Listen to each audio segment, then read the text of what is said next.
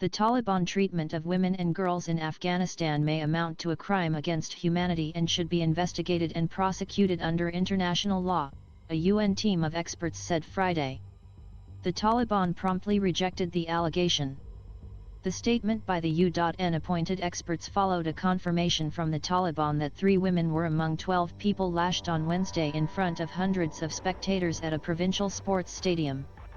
It signaled the Taliban's resumption of a brutal form of punishment that was a hallmark of their rule in the 1990s.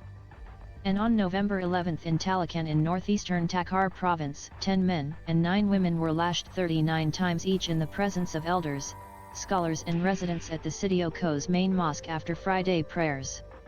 They were accused of adultery, theft, and running away from home. The UN experts said the latest Taliban actions against women and girls have deepened existing rights violations already the most draconian globally and may constitute gender persecution, which is a crime against humanity. The Taliban overran Afghanistan in August 2021 as American and NATO forces were in the final weeks of their pullout from the country after 20 years of war. Despite initially promising a more moderate rule and allow for women and minority rights, they have restricted rights and freedoms and widely implemented their harsh interpretation of Islamic law, or Sharia. They have banned girls from middle school and high school, restricted women from most employment, and ordered them to wear head-to-toe clothing in public. Women are also banned from parks, gyms, and funfairs. Lashings in public, as well as public executions and stoning for purported crimes were common across Afghanistan during the first period of Taliban rule, from 1996 until 2001, when they were driven out in a U.S.-led invasion following the September 11 terrorist attacks.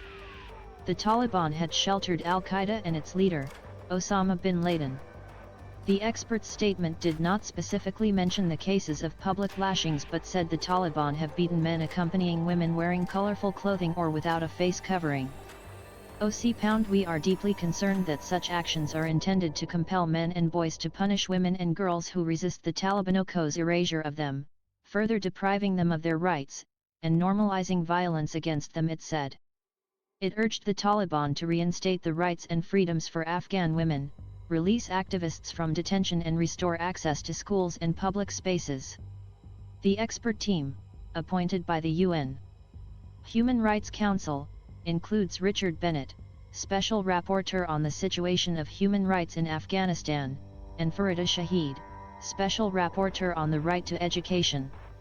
The Taliban-appointed spokesman for the Ministry of Foreign Affairs, Abdul Kahar Baqi, rejected the expert's statement and fired back at the UN for sanctioning the former insurgents who now rule Afghanistan.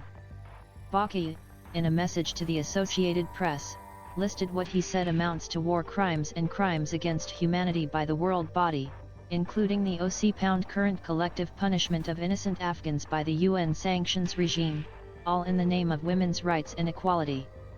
Sanctions on Taliban officials and the freezing of billions in foreign currency reserves have restricted access to global institutions and outside money that had supported Afghanistan's aid-dependent economy before the withdrawal of US and NATO forces. No country in the world has recognized the Islamic Emirate of Afghanistan, as the Taliban call their administration, leaving them internationally and financially isolated.